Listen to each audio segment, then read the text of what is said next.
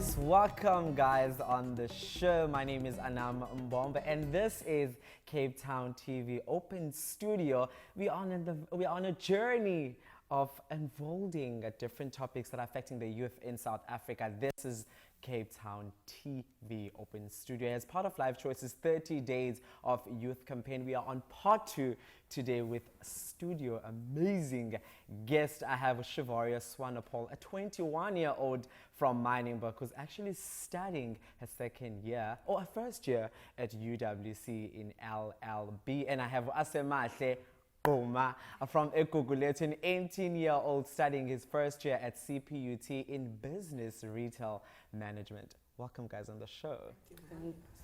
So you guys shared your stories. You've watched the show last week and how the other people said Suleila and Unati shared their stories. And you shared your stories too, and you unfolded with the whole South Africa to read and relate to you and connect to you. So, Shivaria, can you share your story for me? Yes. My story started 13 years ago when my mother got remarried.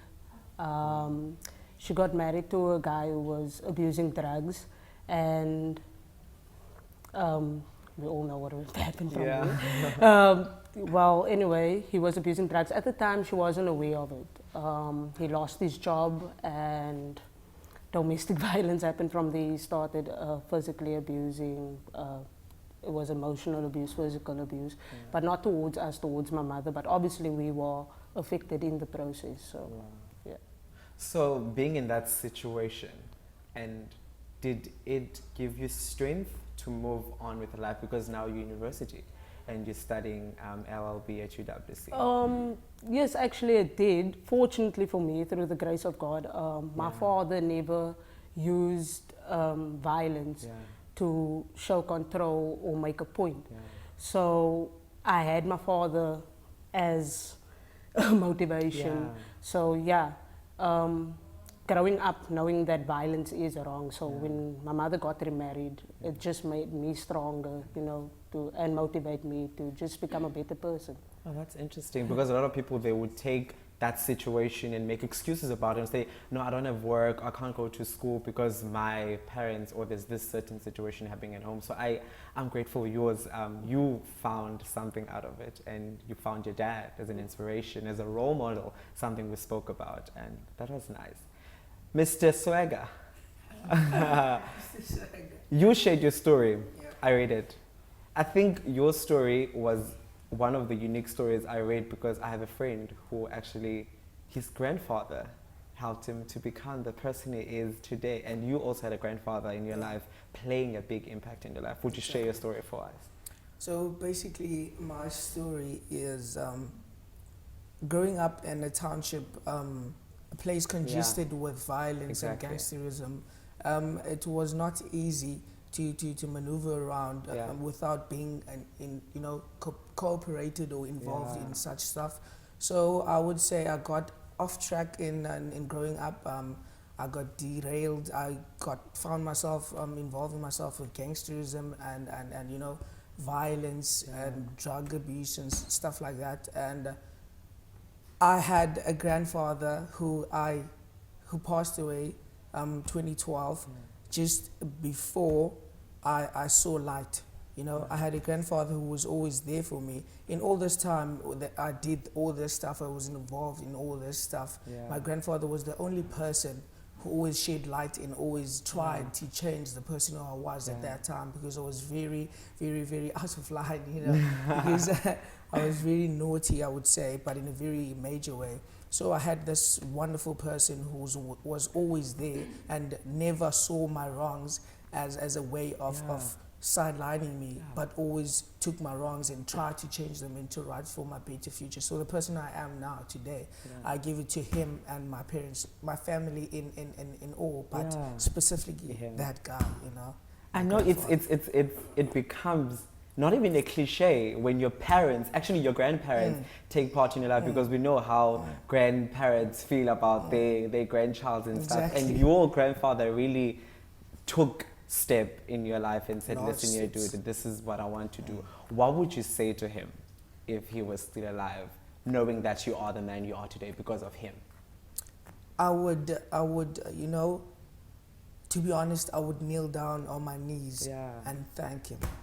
I would thank him for all his work, for all his perseverance and trying to get me on the right track. I would thank him because I love the person I am today because of him. I am the person I am today because of him. I am in university today because of him.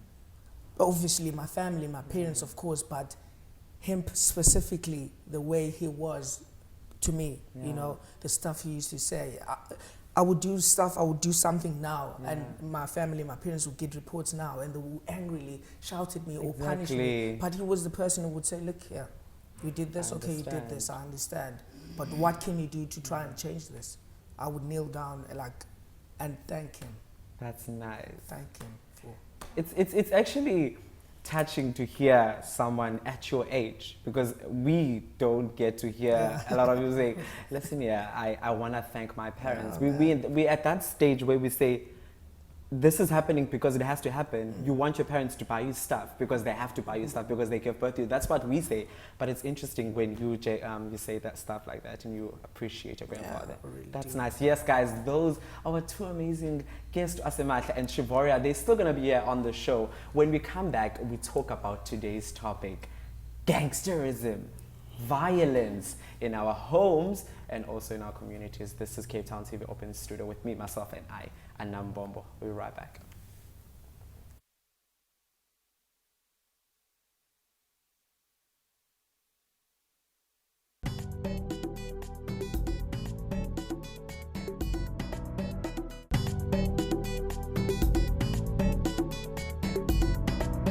We are right back here on Cape Town TV Open Studio. My name is Anam Mbombo and I have two amazing guests with me today on the show, Asemahle and Shivoria.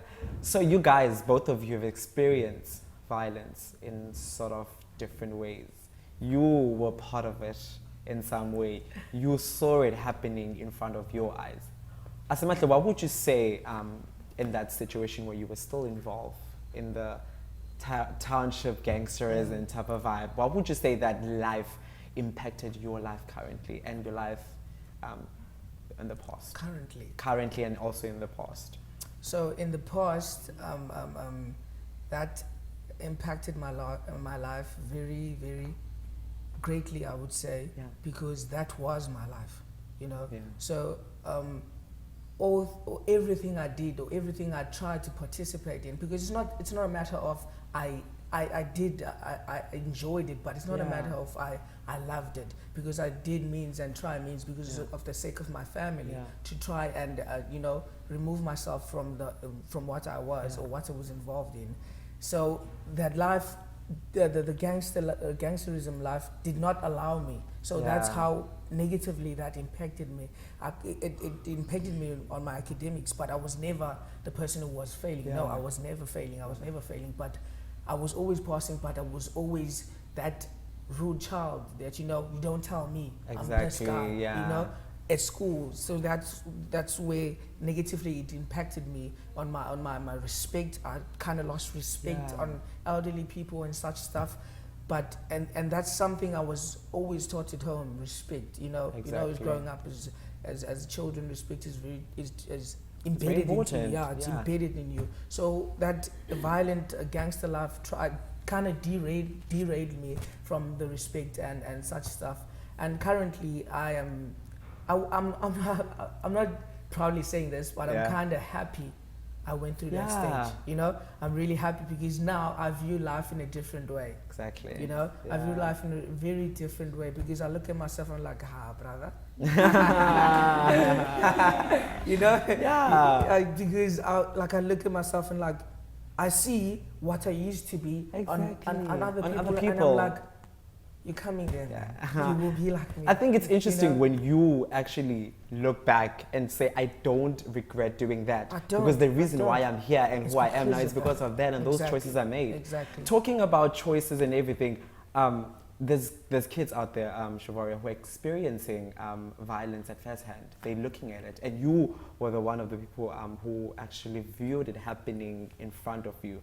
For someone out there, what would you say they need to do that doesn't have support to go through that violence? Honestly, what I would say is that let that be a mirror. Yeah. Let that be a reflection. Don't let violence stop you from doing what you want to do, or don't let it have power over you or anyone else. Yeah. There's always support. There's always support. Yeah. But that's something that I did. I saw it as a reflection. And that's how I was able to get past it and, move on and study, hopefully. Talking about your reflection and looking at different things and just say, listen, yeah, I'm going to mirror this. I'm going to analyze it and look what is really happening. Was that always working for you, or did you have to try other means to sort of like execute yourself away from the situation? Yes, I had to try other means. There were times where I just, decided, no, I'm going to take a break. I'm just going to stop. I'm just going to take a break. The other means I tried was, this seemed to work the most for me. It always seemed to bring some sort of calm. I would pray. That's nice. Asamahle, you shared your story and everyone loved it. And personally for me, because of the grandfather, like it doesn't run away from the fact that you mentioned your grandfather instead of a father or a mother. After you shared your story, what was the reception you got from everyone? What was the feedback? The feedback, I'm not trying to be cliche or anything, but it was fantastic. In a way that I was shocked. I was happy because everyone was like, in so depth with what I was saying and like live and enjoying my story. And I never thought what happened to me or can influence people's lives in such a way, because most people came to me like, yo, I love your grandfather. They don't know my grandfather. They love my grandfather because of the way I portrayed him. You see, and it was just all honesty, and I love the atmosphere people threw out to me, like the responses and everything and so forth. So I just enjoyed it. It was good. Fantastic. For you, Siobhan, what was the feedback you got? My family was shocked. They were shocked. But over and all, it was a fantastic response. People, friends were coming to me and they were like, I never even knew this happened in your life. But I had a fantastic response. Neighbors were like, I want to read the book. I want to know what's happening in the story. We had a great response. That's interesting. You guys played a big impact in the youth life. Yes, guys, that was Shivaria and Asemahle telling us how the violence itself helped to impact their life and became the person they are today. This is Cape Town TV Open Studio with Anam Bombo. When we come back, we involve the studio audience. We question them about today's topic, and I'm sure they have questions to ask them. We'll be right back.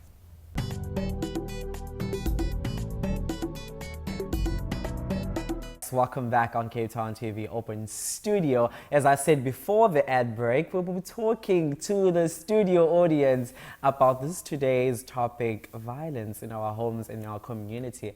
Hi guys, welcome on the show. Snetem, I have a question for you. Can you pass the mic to him? I know for someone who grew up in the township, like he said, there's a lot of violence you experience at first hand and you see.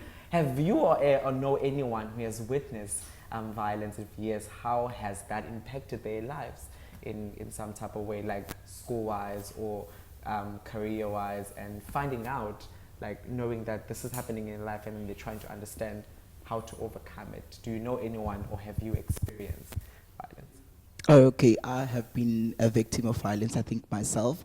Growing up, my father physically abused me. So I know quite what that can do in one. It degrades your confidence. It makes you not to belong. You don't want to be at home. For me, it was my father. It was home. When I escaped from my mother's side and going to my father's side, so now the transition was even a bad one. So I think that one, psychologically, it makes you, there's a lot that happens, academically, exactly, then you may tend to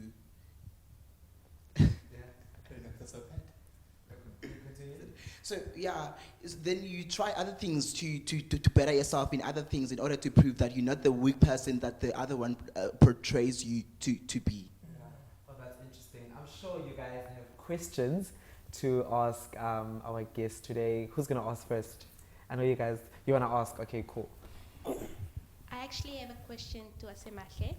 Seeing that you've been through all of that, is there any advice that you would like to give any other young kid who might be going through the same thing that you've been going through? My advice to someone who's going through something that I've went through is that you're not responsible for the things that's happening to you, but it's up to you to make sure they do not continue. Yeah. Right?